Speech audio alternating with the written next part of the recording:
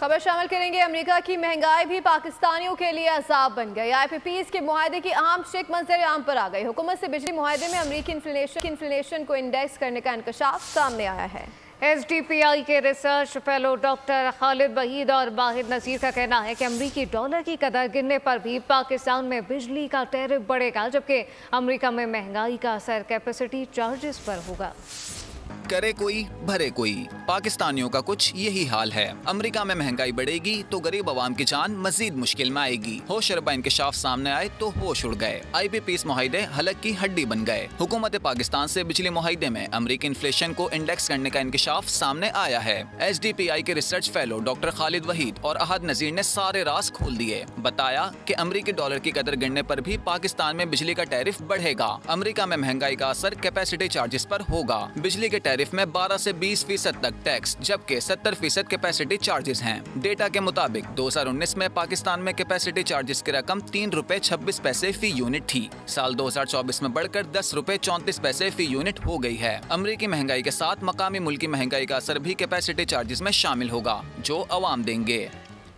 उधर IMF ने पाकिस्तान से ज़रूरी आमदनी पर टैक्स लगाने का मुतालबा कर दिया है। IMF हुक्म पर जोर देते हुए कहा कि ज़रूरी आमदन पर इनकम टैक्स की हिकमत अमली 12 जुलाई तक बनाई जाए। IMF हुक्म का कहना था कि ज़रूरी शोबे पर इनकम टैक्स का निफाज ज़रूरी है।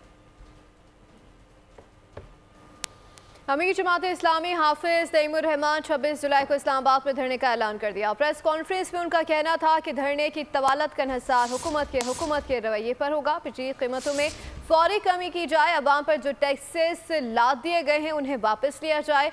हाफिज सईम का कहना था वो आने वाले दिनों में बदतरीन मुआशी हालात देख रहे हैं। हुकूमत चाहती है कि धरना ना हो तो अवाम को रिलीफ दें।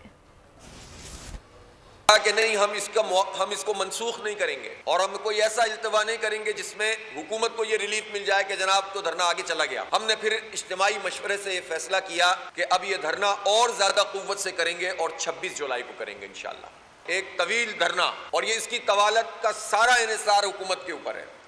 हम पूरा चार्टर ऑफ डिमांड बना रहे हैं। ये चार्टर ऑफ डिमांड होगी हमारी धरने की कि बिजली की कीमतों में स्ट्रेट अवे कमी करो और ये टैक्सेस जो लाद दिए गए उनको खत्म किया जाए। अगर तो हुकूमत ये समझती है कि धरना नहीं होना चाहिए तो आवाम को रिलीफ दे। कोई भी गैर रजिस्टर्ड गाड़ी चलाने की इजाज़त नहीं होगी। सिंध के सीनियर वजीर शर्जील मेमन ने साफ साफ कह दिया है, कहा कि एक्साइज एंड टैक्सेशन से मुतालिक तरमीमी कानून मंजूर किया जाए। लोग अपनी गाड़ियाँ फौरी रजिस्टर करवाएं। चीनी एक्सपोर्ट की इजाज़त को सिंध काबीना ने भी मशरूत इजाज़त दे दी है, जबकि 2.3 अरब रुपए की लागत से इंडस हाईवे पर 2 पुल बनाए जाएंगे। यह है कि कोई भी शख्स अगर गाड़ी खरीदता है तो वो विद इन 60 डेज जो है उसने गाड़ी अपनी रजिस्टर करनी है। कोई भी अनरजिस्टर्ड गाड़ी ना खरीदी जा सकेगी, ना रोड पे जो है वो चलाई जा सकेगी। तो इसका नाफिजुल अमल जैसे ही असेंबली पास कर लेगी उसके बाद हम एक साइजेबल टाइम देंगे कि उस टाइम के अंदर सब लोग कराएं। जितने भी लोग हैं वो अपनी गाड़ियां जो हैं वो बराए मेहरबानी रजिस्टर करा ले। वफाकी हुकूमत ने 1,50,000 मैट्रिक टन चीनी की को एक्सपोर्ट करने की परमिशन दी है और सिंध को उसका एक कोटा दिया है कि सिंध भी जो है, सिंध से शुगर मिल जो है कि उसकी चीनी जो है वो एक्सपोर्ट की जाए। काबीना ने मशरूत उसकी मंजूरी दी है। इंडस हाईवे पे N55 पर 2 पुल बनाने की मंजूरी दी है। ये 2 ब्रिजेस बनेंगे। एक पुल जो है अड़लवा पर अड़ल रेगुलेटर मंचर से दरिया में जाने वाले हिस्से पर बनाया जाएगा और ये 2 जो पुल बन रहे हैं दोनों पुलों की तामीर पे 2.3 बिलियन रुपीस जो है वो लागत आएगी। सिंध काबीना ने इसकी मंजूरी दी है।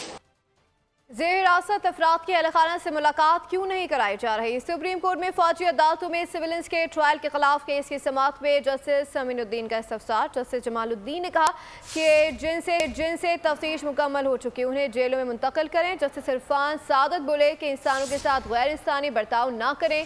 अटॉर्नी जनरल ने आज मुलाकात की यकीन दहानी करवा दी। जैसे तारिक महमूद जहांगीरी की तकरीर को गैर कानूनी करार देने की दरख्वास्त काबिल समाअत है या नहीं। Chief justice Islamabad high court ने वकील मियां दाऊद की दरख्वास्त पर फैसला महफूज कर लिया है, जबकि जस्टिस आमिर फारूक ने रिमार्क्स दिए कि रजिस्ट्रार ऑफिस ने एतराज़ लगाया, आप मुतासरा फरीक नहीं। दूसरा एतराज़ ये है कि जज के खिलाफ शिकायत सुप्रीम जुडिशल काउंसिल में दायर हो सकती है, बराह रास्त रिट पटिशन कैसे दायर हो सकती है। मियां दाऊद एडवोकेट ने मौक़िफ़ अपनाया कि फाजिल जज अहलियत के मियाद पर पूरा नहीं उतरते। और अभी आपको अपडेट करें कि लाहौर में 2 ख़वातीन के हाथों लड़के पर तशद्दुद। अदाकारा मरियम नवीस लड़कियों की हिमायत में सामने आ गई। कहा कि अवाम को उसके और दूसरा रुख दिखाया गया है। ऑडियो वाली फुटेज में सेल्समैन के नासेबा कलमात नाकाबिले बर्दाश्त हैं। मौसम की सूरत हाल का भी जिक्र करें। आपको बताएं कि कराची में गर्मी के 27 शहरियों की बड़ी तादाद ने साहिल समंदर का रुख कर लिया है, जहां ठंडी हवाएं और मौसम को शहरी खूब इंजॉय करते दिखाई देते हैं। इस वक्त मजीद क्या तफसीलात हैं बिलाल शाह से जानते हैं। बिलाल बताइएगा।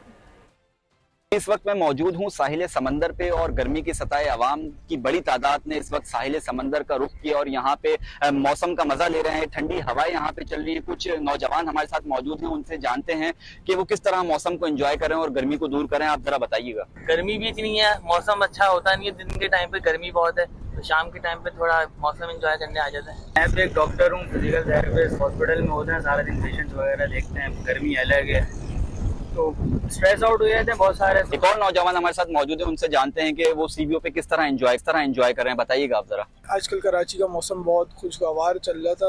गर्मी की शिद्दत इतनी थी, उसके बाद बारिश हुई है तो मौसम कुछ बेहतर हुआ है। तो बस ऑफिस से वापसी में थोड़ी बहुत एंजॉयमेंट करने के लिए यहाँ आ जाते हैं। ठीक है, ये यहाँ पे जो है बड़ी तादाद में फैमिलीज आई हुई हैं, नौजवान आए हुए हैं जो गर्मी के सताए हुए हैं। यहाँ पर सीवीओ पर आकर जो है ठंडी हवाओं के मजे ले रहे हैं और मौसम को एंजॉय कर रहे हैं। जी। और खबर शामिल करते हुए आपको बताएंगे वफाकी वज़ीर दाखिला का दौरा कराची। मोहसिन नकवी ने मुहर्रम उल हराम में अमन अमान की सूरत हाल का जायजा लिया। बुरहानी महल और शाह शहीदा इमाम बारगाह का दौरा किया। बोहरा बरादरी से मुलाकात की। इमाम बारगाह शाह शहीदा में अल्लामा अकील अल गरूरी से भी मिले। वज़ीर दाखिला ने कहा कि अमन अमान के लिए मरकज़ और सूबे मिलकर काम कर रहे हैं। मुलाकात में जस्टिस रिटायर्ड मकबूल बाकर भी मौजूद थे। अल्लामा अकील अल गरवी ने सिक्योरिटी इक़दाम पर वज़ीर दाखिला का शुक्रिया अदा किया। क़याम अज़ा का आगाज़ हो गया है। शहर इस वक्त आपको बताएं कि शहर शोहदाए करबला की याद में मजालिस अज़ा का सिलसिला जारी है। लाहौर में बीबी पाक दामन के मज़ार पर सुखबारान की बड़ी तादाद मौजूद है, जो इन्हें इनके भाई अब्बास अलमदार और इमाम हुसैन की शहादत का पुरसा दे रहे हैं। बीबी पाक दामन कौन है, इनका क्या शजरा है, जानते हैं इस रिपोर्ट में। सब्सक्राइब करें और बेल दबाएं ताकि कोई खबर रह न जाए।